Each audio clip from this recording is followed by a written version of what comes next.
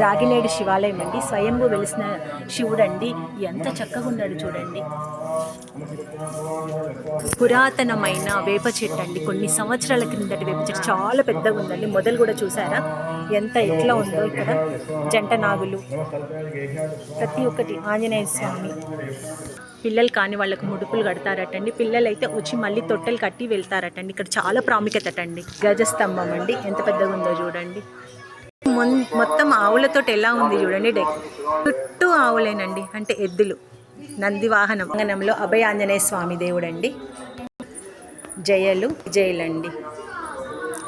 నంది అమ్మవారి వెనకాల ముందు శివయ్య. ఎంత చక్కగా అసలు పిలిస్తే పలుకుతాడా అన్నట్టున్నారండి. ఎంత బాగుంది తెలుసా, చూస్తుంటే అసలు రాబుద్ది కావట్లేదండి ఇక్కడ నుంచి.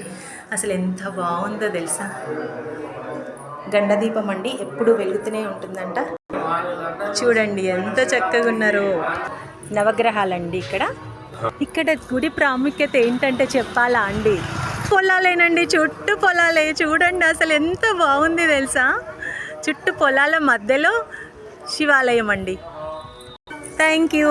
రండి అందరు వచ్చి దర్శించుకోరండి. పెద్దపల్లి డిస్ట్రిక్ట్లో రాగినేడుపల్లిలో శివాలయం అండి, స్వయంభూ వెలిసిన శివాలయం. Okay, thank you.